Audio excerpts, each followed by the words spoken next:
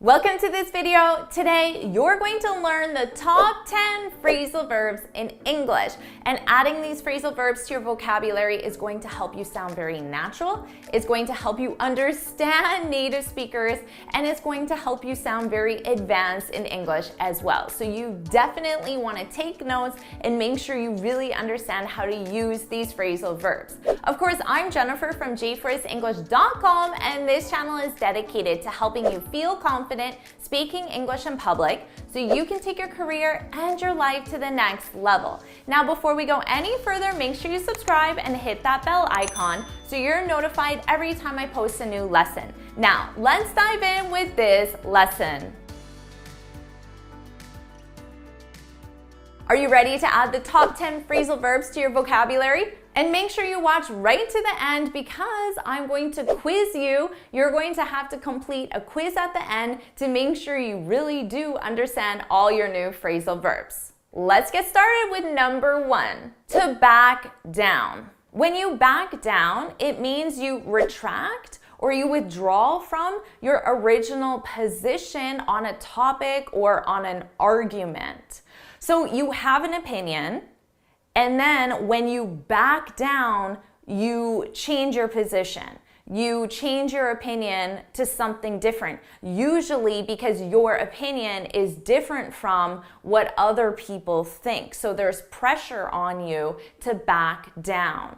Let me give you an example. Let's say that you feel like you deserve a raise. Of course you deserve a raise. Why wouldn't you deserve a raise? So you've done some amazing work. You go into your boss's office and you let your boss know that you feel like you deserve a 10% raise. Now, that's your position. I deserve a 10% raise. That's your position. And you might feel very firmly about this decision, and you might say, and I won't back down. I won't back down. Now notice how we commonly use this phrasal verb in the negative to say, I won't change my position. I won't retract from my position. So my position is I deserve a 10% raise, and that is what I'm keeping. Now your boss, on the other hand, maybe your boss is talking to other management and they're discussing this 10% raise. And they might say something like, oh, give her a week and then offer her 5%. She'll back down. She'll back down. So your boss is making a prediction that you will retract from your original position, 10%, and you'll accept something less, 5%. So notice, you're using it in the negative, I won't back down, but then your boss is using it in the positive, she will back down. So obviously, we could have ourselves a conflict here. Our next phrasal verb, to phase out. When you phase something out, it means you gradually stop using it. So it doesn't go from using it to not using it overnight. It's a process, a gradual process where every day you're reducing the use of it slightly until the use of it gets to 0.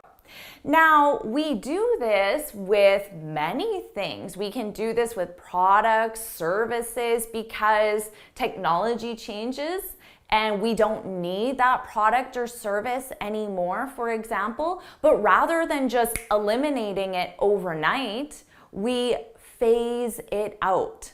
So here's my personal prediction. Whether or not you agree with it is different. You can let me know in the comments. But I think cash, the use of cash, is going to be phased out. So I think right now we're at a point where we're gradually reducing our use of cash, paper money, right? Cash. Who pays anything with cash anymore? We use credit cards, we use PayPal, we use e-transfers, and now we're using Bitcoin even. So I personally think that physical money, cash, is going to be phased out. But here's the thing, how long will this take? It could take 10 years. It could take 20 years. It could take 30, 40, 50 years. But other products that aren't so substantial in the economy, for example, like let's say a software application, it could be phased out over 1 week or 2 weeks or 30 days. So the phasing out could be a lot faster. So when you phase something out, you can do it slowly. You can imagine how big of a process it would be to phase cash out of the economy. That would be a huge job, right? So it could take 20 years. So do you agree with my prediction that cash is going to be phased out? And what about you?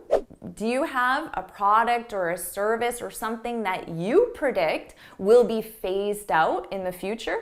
If you do, let us know your prediction in the comments. Our next phrasal verb, to point out. Now just think about pointing. When you point at something, it's because you want someone to pay attention to it, right? You want someone to look at whatever you're pointing at. So we use it in the same meaning, but in this case, we use it with information. When I point something out, I want you to become aware of or pay attention to specific information. So let's say I'm giving a presentation and there's a chart. Now, as I'm presenting, I might say, I should point out that this chart is 10 years old.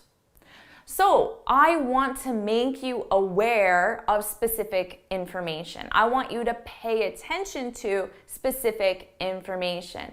I should point out that this chart is 10 years old. Another great expression you can add to your vocabulary is as I pointed out, or as he pointed out, as the documentary pointed out. And then you summarize the information. As I pointed out, our sales are down from last year. Or as the documentary pointed out, cash is becoming phased out. So that's a great transition word to add to your vocabulary. Our next phrasal verb, to nail down. When you nail something down, it means that you make a firm decision on something. So a firm decision, you can think of it as a permanent decision. I'm not going to change my mind. It's a firm decision. We often use this phrasal verb in the planning stage when we haven't made firm decisions on topics. So let's say you're planning a conference. You have to make so many decisions on the date, the time, the guests at the conference, the food, the venue, so many decisions you need to make. So in the planning process, you might talk about how we need to nail down the date. We need to make a firm decision on the date. So we can talk about it as an obligation. Or let's say you're doing your PhD and you have many different topics that interest you and you're not sure which one to choose. Now you might discuss this with your professor and he might help you nail down a topic. So he might help you make a firm decision on which topic to choose for your PhD. Our next phrasal verb, to pay someone back. When you pay someone back, it means that you repay them for money you borrowed. So let's say your friend lent you $20. Now, when you give your friend $20 at a future date, you're paying her back. You're paying her back. You're giving her the money that you borrowed from her in the first place. Now, you can use this socially when you borrow a small amount of money from a friend, but you can also use this when you borrow a large amount of money, like when you take out a loan from a bank. So you might be talking to a friend and you might say, Jill hasn't paid me back yet, and it's been months. So you lent your friend Jill some money and she didn't give you the money back. And obviously there was an obligation that she would give you the money back. You weren't just giving her the money. It was expected that she would give it back at a future date. It was expected that she would pay you back. Now, on the other hand, maybe you lent your friend money and a week later she pays you back and gives you interest. That's a great friend, right? So maybe you could say, thanks so much for paying me back so quickly. And you didn't have to pay me interest, but thanks, I appreciate it. Our next phrasal verb, to get ahead. When you get ahead, it means you make progress, and we usually use this in the context of a career. Now, if you're a student, you could think of your career as your academic career as well. Or if you play sports as a hobby, you could think of it as your sports career, even though it's more of a hobby. But we use it in a very specific field, with fields, but it could be your professional career, it could be an academic career, or it could even be more of a hobby. And when you do that, when you get ahead, you're progressing. So if you're new to a company, you might want to ask one of your coworkers or even your manager, what's the best way to get ahead in this company? How can I get ahead? What would you recommend I do in order to get ahead? And your boss might reply back and say, if you want to get ahead, you better be willing to work long hours. Our next phrasal verb, to bear with someone. When you bear with someone, it just means you're patient with them. This expression is used most in a customer service environment. So when you're asking for patience when you're dealing with customers. So for example, it's very common, let's say you call a company to get support, they might say, please bear with me while I look up your file. Please bear with me. Please be patient with me. And then they might put you on hold and they look up your file and then they come back and they might say, thanks for bearing with me. Thanks for being patient. Or maybe you're a new employee and you're providing support to a customer for a first time. So you might just say, please bear with me. Today is my first day. So you're just letting them know you're new, so you'd really appreciate it if they're patient. Our next phrasal verb, to pop in. You pop in somewhere, a location, and it means that you visit that location for a short period of time. Now, this is commonly used when we're going from location A to B, but you want to make a quick stop at another location. So maybe you're on your way to the airport, but you might say, oh, can we pop in the pharmacy on the way? I need to pick up some Tylenol. Or can we pop in the bank on the way? Can I go to the bank quickly? So it's just that emphasis on quickly. Our next phrasal verb, to narrow down. When you narrow something down, it means that you reduce your choices or options to the most important or the best ones. So you start with many options and then you narrow it down to just the best options. And why would you do that? Well, because it's easier to make a decision when you only have a limited number of options. So you might say, we haven't nailed down the date yet. Remember, we haven't made a firm decision. We haven't nailed down the date, but we've narrowed it down to the first week of April. So remember, in your planning process, you have all options. It could be April, May, June, July, August, all the months. And you need to nail it down. Choose a specific date and then be firm in your decision. But you haven't done that yet, but you have taken all those options and you've narrowed them down. Our last phrasal verb, to give something up.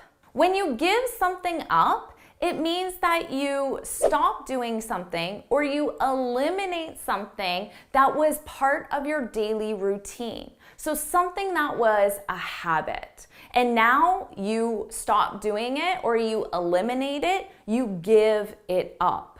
So generally, we give up things that are negative, that don't add any value to our lives. For example, smoking, eating junk food, Those are the two that come to my mind. So maybe you're talking to a friend and then they light up a cigarette and you say, I can't believe you haven't given up smoking yet. Given up smoking yet. So I can't believe you haven't stopped smoking. I can't believe you haven't eliminated smoking as a habit. So that's the thing. We just really only use this with things that are habitual. Whereas you can stop doing something that you only did one time. Like stop whistling. You're whistling right now and I want you to stop. But that doesn't mean you have to give it up, because you only give something up when it was a habit, something you did as part of your daily routine.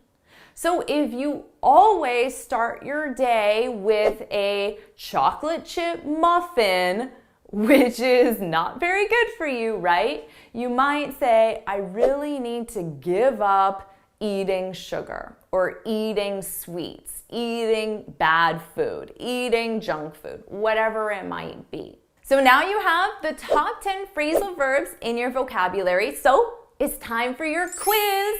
I am going to quiz you to make sure you know how to use all of these phrasal verbs confidently. So you're going to see the questions on the screen. I'll only leave the questions for 10 seconds. Obviously, that's not enough time to complete the quiz. So just hit pause, answer all the questions, and then hit play, and I'll show you the answers for another 10 seconds. And of course, just hit pause when you see the answers and you can compare your own and then let us know in the comments what your score was. So let's start your quiz now.